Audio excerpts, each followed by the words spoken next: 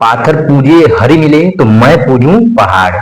कबीरदास जी कहते थे कि आप लोग सुधरो। वो लोग कबीरदास, बुद्ध, महावीर, जीसस जो थे, ये लोग क्या करना चाहते थे? इंसान को चाहते थे कि ये बुद्धिमान हो जाए, हमारे जैसे बन जाएं, ये कॉन्शियस पे आ जाएं, चेतना पे आ जाएं। लेकिन ये इंसान आज तक भी वहीं पड़ा हुआ है, वहीं पड़ा ही नहीं रहा। ये अपने धर्म शास्त्रों के बदौलत अपने आप को महान समझता रहा। थोड़ी सी पैसा हो जाने के बाद ये अपने नीचे वाले को दबाना चाहता है। वैसा जानवर भी नहीं करते।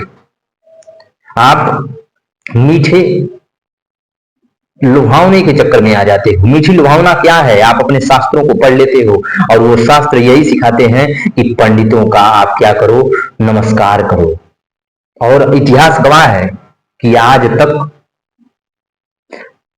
जो भी चमार, कोयरी, यादव, जाट, बनिया, गुप्ता, ये जो भी मैं नाम ले रहा हूं, ये सभी क्या करते हैं? सबसे ज्यादा प्रणाम करते हैं किसके? पुरोहितों के, क्षत्रियों के। ये प्रणाम करते हैं। और ये कहाँ है? वो लोग कहते हैं कि खुशी, खुश रहो, खुश रहो, खुश रहो। और सबसे ज्यादा गरीब यही लोग हैं। कहा जाता है जो प्रणाम करता है उसे आशीर्वाद मिलता है, वो ऊपर रहता है। यहाँ तो आशीर्वाद देने वाला ऊपर है और सुप्रीम कोर्ट का आदेश है नीचे ही रहो। वो लोग आशीर्वाद नहीं देते, यही कहते हैं सुप्रीम कोर्ट का आदेश है नीचे रहो, दबो। और आज तक ये लोग दबे रह गए। ये सिखाता कौन है? हमारे शास्त्र। पढ़ना है आपको, बराबरी करना है कि भगवत गीता पढ़ो। क्यों मनुस्मृति और जो पहले के जो ये शास्त्र हैं, ये क्यों पढ़ते हो? मनुस्मृति कहती है कि संविधान विधान कुछ भी नहीं, मैं ही सर्वोपरि हूं। तो सर्वोपरि तुम तो थे, लेकिन जब अंग्रेज आए तो तुम कहां मनुस्मृति आपकी चली गई? क्योंकि क्यों नहीं उस स्मृति, उस शास्त्र से वो लोग अपना नियम, धर्म, अपना नियम क्यों नहीं थोपे? क्यों नहीं उस नियम से वो लोग चले? अपना नियम क्यों वो लोग लागू किए? गजनवी आया, वो 1026-27 में सोमनाथ मंदिर को तोड़ा, देवी देवताओं की मूर्तियों को कुचला, बोरे में भरा, फिर उसके बाद 60-70 घोड़े, हाथी, गधे उनके लादा और लेके चला गया। देवी देवता कुछ कर ही नहीं पाए। 64 करोड़ देवी देवता वाला ये भारत आज इतने चोर और उचक्कों से भरा हुआ है। झूठ, फरेब, पंडित हैं। तो ये हमारे तो शास्त्र कहते हैं कि सभी जो देवी देवता थे सब कुछ न कुछ जीव जंतुओं पे चलते थे। तो तुम भी भैंस और गधे पे चलो, क्यों बड़ी बड़ी गाड़ियों में चलते हो? पंडितों से मैं कह रहा हूं। तो पंडित ये सुने, आपकी तो ये धर्मशास्त्र यही कहते हैं कि आपकी सवारी क्या होनी चाहिए? गाय, बैल, भेड़, बकरी, घोड़े, ये हाथी होने चाहिए। तो आप लोग क्यों बड़ी बड़ी लग्जरियस गाड़ी में चलते हो? एसी कूलर में भाषण देते हो।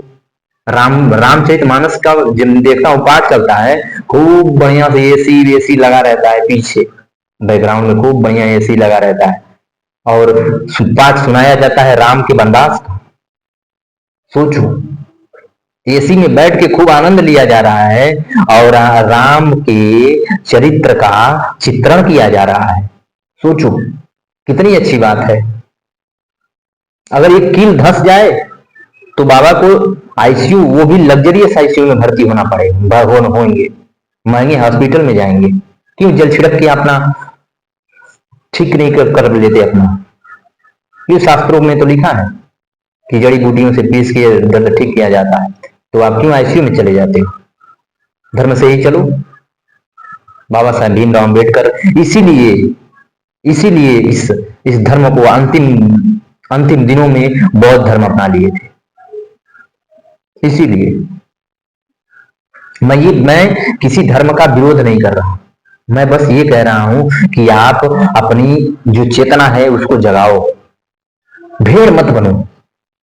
ये आपके पंडित पुरोहित जो कह देते हैं ये ऐसा वो ये वहां है, जल चढ़ाने से आपको ये मिलेगा, ये करने से वो मिलेगा, वो करने से ये मिलेगा, तो कुछ नहीं मिलने वाला। ये सब करने से पंडित का झोला भरेगा और कुछ नहीं भरेगा। जो आपके ये पंडित हैं, पुरोहित हैं, ये इन सबों का झोला बस भरेगा, आपका कुछ नहीं होगा। जो भी है वो खाली हो जाएगा। मेरी बात समझो, अपनी कॉन्शियस, अपनी चेतना को जगाओ। इस आंख से देखो, इस पे पर्दा चढ़ा हुआ है तुम्हारे, ये लूट रहे हैं तुमको। संविधान पढ़ो अगर पढ़ना ही है तो। बाबा साहेब बोले कि ये शास्त्र जो सिखा रहे हैं, ये शास्त्र हर हर इंसान को बांट रहे हैं, लेकिन हमारा संविधान सबको पैरेलल, सब समान है। अगर अगर सुप्रीम कोर्ट का जज भी अगर आ गया यहाँ पे, तो वो भी हमारे साथ पंगत में बैठ के ही खाना खाएगा। ये हमारा संविधान है। लेकिन ये जो हमारे शास्त्र जो कहता है, शास्त्र कहता है कि पंडित जी ऊपर बैठेंगे आसन पे, जब तक पंडित जी खाना ना खा लें तब तक आप लोग मत खाइए, पंडित जी का जूठा ले लो और भोजन में डाल दो। ये कहाँ की दुविधा हो गई यार, ये कहाँ का ब्रह्मना है, ये कहाँ का शास्त्र है?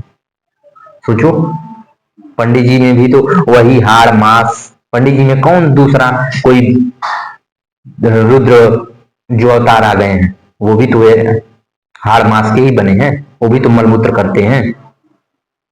सोचो, लेकिन आपकी आंखों पे पर्दा लगा हुआ है, आप कुछ और ही करते रहते हो। 64 करोड़ देवी देवताओं का ये भारत आज चोर और उचक्कों से भरा हुआ है। और जो देश नास्तिक है, एक भी देवी देवता को नहीं पूजता, वहां पे देखो आइंस्टीन पैदा होते, गैलीलियो पैदा होते, न्यूटन पैदा होते, डार्विन पैदा होते, डाल्टन पैदा होते, फिर उसके बाद लुई पाश्चर पैदा हो रहे हैं। हमारे भारत में कौन सा वैज्ञानिक पैदा हुआ है यार, बताओ?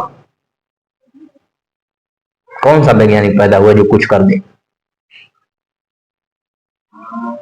बड़े बड़े लैपटॉप, कंप्यूटर, सब जो साइंटिस्ट जो हो रहे हैं, वो नास्तिकों के देश में क्यों हो रहे हैं यार? यहाँ पे 64 करोड़ देवी देवताओं का आशीर्वाद है, उस देश को तो फल फूल विकसित होना चाहिए, यहाँ पे ईमानदार लोग पैदा होना चाहिए, लेकिन सबसे भ्रष्ट लोग यहीं पे हैं। नेता से लेकर के पंडित, पुरोहित, जो भी है बिजनेस में, सब क्या है? लुटेरे, लुटेरे, बस जिसको पालो खसोट पे लूट लो। सोचो, यहाँ पे जो बेरोजगार है बेचारा बेरोजगार ही मर गया। बेरोजगारों को क्या दे दिया गया है?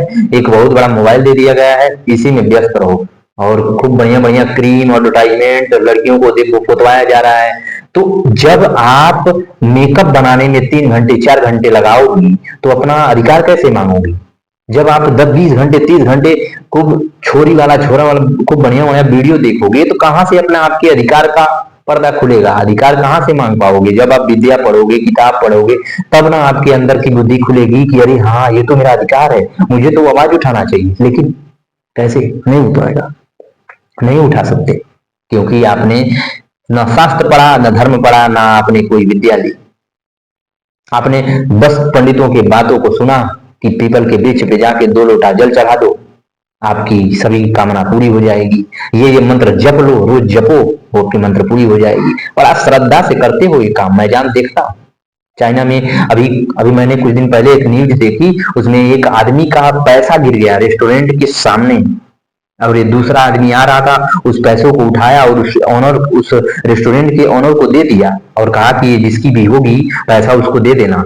और वो आदमी जिसका गिरा था वो आया, तो जो मैनेजर था उसने देखा कि इसी का होगा, तो उसने आके उसको दिया और उसके साथ फोटो खिंचवाया। तो उसने पूछा कि क्यों फोटो क्यों खींच रहे हो? तो उसने बोला कि जिसने मुझे पैसा दिया है वो आएगा पूछेगा तो मैं दिखाऊंगा ना।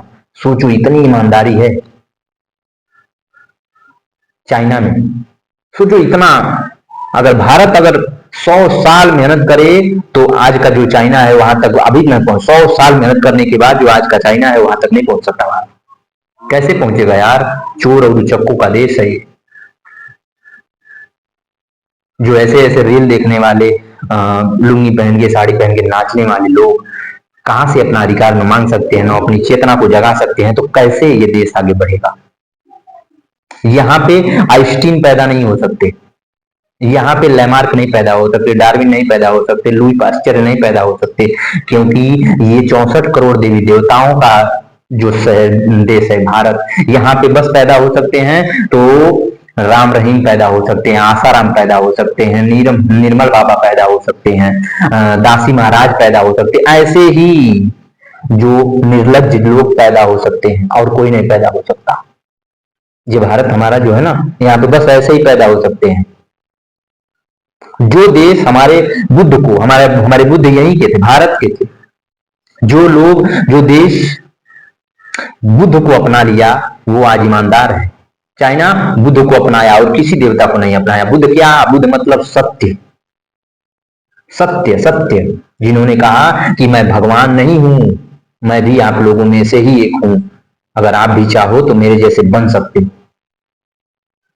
महावीर ने कहा कि मैं भी भगवान नहीं हूं, मुझे मत पूजो, मुझे बस मेरे विचारों को अपना लो, आप भी बुद्ध बन, आप भी महावीर बन जाओगे। बुद्ध ने कहा कि बस हमारे विचारों को अपना लो। लेकिन हम ऐसे कुंठित लोग, अंधे लोग, बस ये चाहते हैं कि कोई हमारे सामने आंख वाला आ जाए, उसकी आंखें फोड़ दें, बस हम चैन से जिएंगे। बुद्ध को भगवान बना दिया, बस उसके बाद पूजना शुरू कर दिया। उसके बाद ना ही उनसे कोई मतलब है, ना ही कुछ है। हम बस किसी को अपना भगवान इसलिए बना देते हैं क्योंकि हम मान चुके होते हैं कि हम इनके जैसे नहीं बन सकते। जिस दिन आप उनको भगवान नहीं बनाओगे, किसी देवी देवता को, उस दिन आप उनके जैसे बन जाओगे। राम को भगवान बना दिया क्योंकि हम राम जैसे, राम के विचारों को नहीं अपनाना चाहते। बुद्ध को भगवान बना दिया इसलिए हम, क्योंकि उनको हम उनके विचारों को नहीं अपनाना चाहते। बुद्ध ने कहा था कि अगर आप अंधों के शहर में जाना तो आंखों का दिखावा मत करना, नहीं तो आपकी आंखें फोड़ दी जाएंगी। अगर आप झूठों के शहर में जाना तो सच का दिखावा मत करना, नहीं तो आप मारे जाओगे। अगर आप कुरूपों के शहर में जाओगे तो सुंदरता का बखान मत करना, नहीं तो मारे जाओगे। सोचो, आप लंगड़ों के शहर में जाना तो आप ठीक ठाक हो, दौड़ रहे हो, दोनों पैर का दिखावा मत करना, नहीं तो वो भी पैर तोड़ दिए जाओगे। तो देखो यहाँ पे कि बुद्ध को क्यों ढेला चलाया गया, डंडा मारा गया, पत्थरबाजी की गई बुद्ध के ऊपर।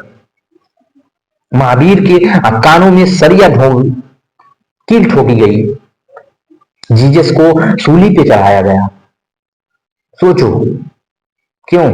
क्योंकि उनके पास आंखें थी और ये अंधे लोग देखना नहीं चाहते थे, बस।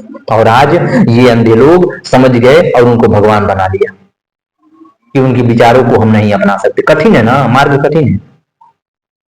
बस आपको झूठ नहीं बोलना है, क्रोध को त्यागना है, मोह को त्यागना है, ईर्ष्या को त्यागना है, दया अपनानी है, अपनी आंखों को, अपनी आंखों के पर्दों को जो खोलना है, पॉजिटिविटी अपनाना है।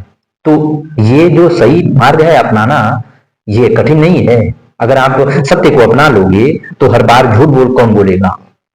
अगर आप पॉजिटिविटी को अपना लोगे तो पड़ोसी का बुराई, उसका बुराई, उसकी बुराई कौन करेगा? इतना रस मिलता है। सोचो, ये है हमारा भारत। और हम जिस देवी देवता, जिस मूर्ति को हम पूजते हैं, वो मूर्ति खुद अपनी रक्षा नहीं कर सकती। 1026-27 जनवरी जब भारत पे आक्रमण किया सोमनाथ मंदिर पे, तो हजारों देवी देवताओं की मूर्तियों को कूच करके बोरे में भरा, बोरे में भर करके, उसके बाद 60, 70, 80 जो घोड़े, हाथी, जो गधे थे, उस पे लाद के लेके गया अफगान। सोचो,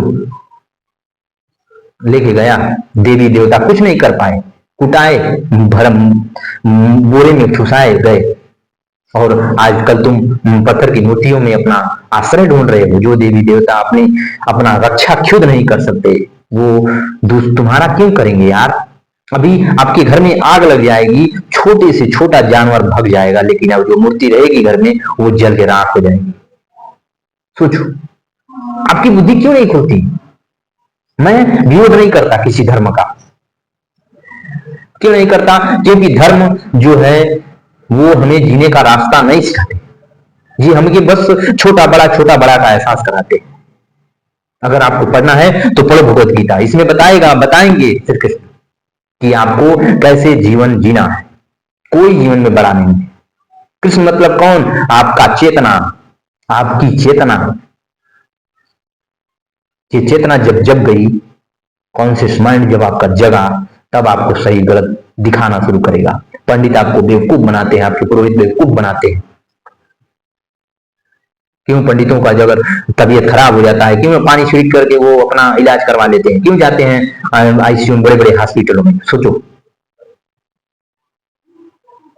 बेवकूफ हो आप लोग, समझते नहीं हो, बस खाली बस पंडितों के बताए हुए रास्ते पे चलते हो। पंडित सर्वश्रेष्ठ है नहीं, सब बराबर है। किसी को प्रणाम मत करो, किसी को नमस्कार मत करो, नमस्कार अपने माँ बाप का बस करो और किसी का नहीं। आप बस इसलिए बनाए गए हो क्योंकि आप इस दुनिया में कुछ करने के लिए आए हो। भगवान ने हर किसी को अगर इंसान बनाया है तो इसलिए बनाया है कि वो अपने कर्तव्य का पालन करे, निर्वहन करे। इसलिए नहीं कि आप किसी के पैर को धो के पियो, किसी के बताए हुए मंत्रों का जाप करो तो आपको कुछ मिलेगा। अगर ऐसा ही रहता तो भगवान सबको अलग अलग बुद्धि दिया होता। क्यों दिया होता बताओ? सबको एक ही बुद्धि नहीं दी होती, ऊपर से आशीर्वाद बरसा दिया होता। एक बुरा आपको बुद्धि दे दिया होता, ले इसमें से किस्मत जो मन करेगा निकालना, इसका प्रयोग करना, चले आना। क्यों? आज पंडित आपको बेवकूफ बना रहा है, खुद अपनी लग्जरियस गाड़ी में घूम रहा है। आपको समझ नहीं आता? राम राम जो नंगे पैर कांटों पे चले थे, आज एसी में उनका भाषण दिया जाता है, एसी में बैठ करके उनकी चरित्र चित्रण किया जाता है। आप सोचो, आपके अंदर बुद्धि नहीं है, आप खूब आराम से भगवान का बढ़िया से सुनते हो। कैसा लगता है? अगर राम का चरित्र चित्रण करना है तो राम जैसे जी के तो दिखाओ, लेकिन ऐसा नहीं हो पाता। मैं किसी का विरोध नहीं करता। अगर ये धर्मशास्त्र बंद हो जाएंगे, अगर ये मूर्ति पूजा बंद हो जाएगी, तो आप सोचो कि आपकी चेतना जगेगी और आपके पास भी कुछ करने का टाइम बचेगा। लेकिन आप ये जो पंडित हैं, पुरोहित हैं, जो शंकराचार्य बनाए गए हैं, ये बस हमें बेवकूफ बनाने के लिए बनाए गए हैं। सोचो, जो स्कूलों में सरस्वती की पूजा होती है, सरस्वती से ही ज्ञान आएगा क्या? अगर सरस्वती से ही ज्ञान आए तो आपको वो कैलेंडर लगा दो और मास्टरों का कलाई पकड़ो, बाहर निकाल दो, सरकार का बजट भी बच हो जाएगा। सोचो कैसे आपके अंदर विद्या आएगी। उस सरस्वती के बारे में भी तो आपका गुरु ही बताया होगा, टीचर ही तो बताया होगा।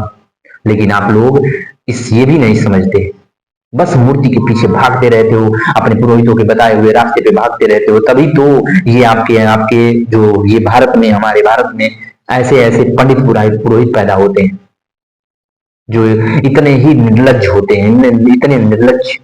सोचो, राम रहीम आसाराम, ये क्या है? पंडित ही तो है, पुरोहित ही तो है।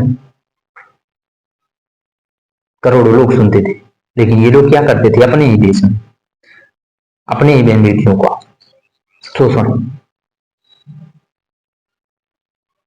अंग्रेज, अभी हिस्ट्री का मैं कुछ पार्ट बताता हूँ कि अंग्रेज जब हमारी भारत की बहन बेटियों का रेप करते थे ना, तो वो मुंह छुपा के जाते थे, भारतीयों से नहीं, अंग्रेजों से, कि ये मुझे अगर देख जाएगा तो मेरी इज्जत रह नहीं पाएगी। भारतीय देख लें, इनका कुछ, इनका क्या, इनको तो पैर के धूल समझते थे। सोचो, इतनी ये दशा थी हमारी, और आपको तो कुछ और ही करते। सोचो, मैं किसी भी धर्म का विरोध नहीं करता, मैं बस इतना कहना चाहता हूं आपसे कि आप बस अपनी चेतना पे हो जाओ। जो आपको पढ़ना है तो संविधान एक बार पढ़ लो, भगवत गीता पढ़ लो, अपने पुरोहितों के बारे में, पुरोहितों के दिए रास्ते पे मत चलो, अंधविश्वास में मत रहो। जो देश बुद्ध को अपना लिया, वो आज देखो भारत से 100 साल 200 साल आगे है। चाइना बुद्ध को अपनाया, अगर अपनाना ही है तो आपको बुद्ध को अपना लो, महावीर को अपना लो, जीसस को अपना लो,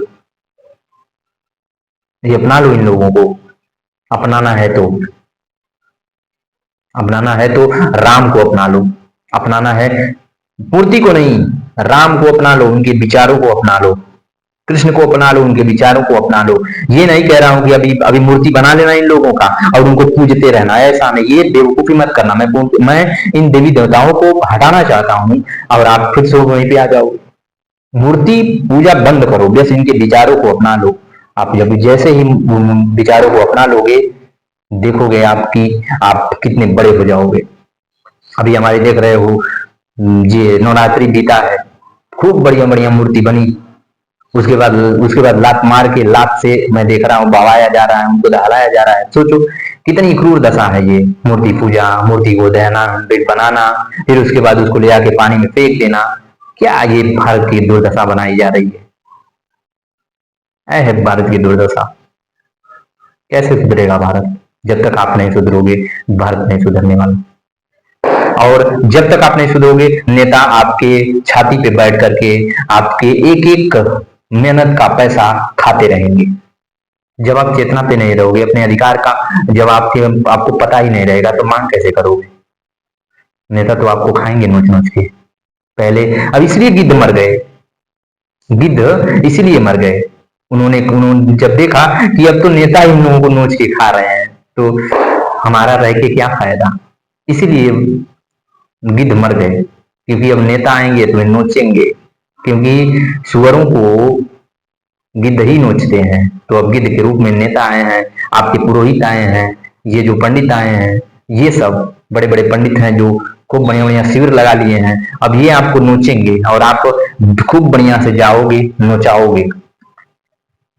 वो जो पंडित, वो जो गिद्ध होते थे तकलीफ देते थे, लेकिन ये जो गिद्ध है, नेता, पंडित, पुरोहित, ये जो शिविर लगा लगा के भाषण देते हैं, ये आपको ऐसे नोचेंगे ना, पता ही नहीं चलेगा आपको। और आप नोचाते हो, मैं तो देखता हूँ कैसे नोचा जा रहा है। बड़ी बड़ी बोटियां और अपनी खूब लग्जरी हवादार हवा, इतनी बड़ी गर्मी में खूब 4-4 को एसी 5-5 एसी लगा हुआ रहता है, आराम से बाबा जी बैठ के भाषण दे रहे हैं। और यहाँ पे ये जो सुअर भेड़ बैल को बढ़िया पे सुना जा रहा है। अपने भी तो थोड़ा पढ़ लो, उसकी सच्चाई जान लो कि क्या है मनुस्मृति, क्या है रामचरितमानस, क्या है भगवत गीता। कि बस सुनोगे पंडित के मुंह से, वो नोच रहे हैं और आप नोचा रहे हो, इसीलिए गिद्ध मर गए। चलिए अपना ध्यान रखना, ख्याल रखना। मिलते हैं कल किसी और टॉपिक पे। नमस्कार पार्थ।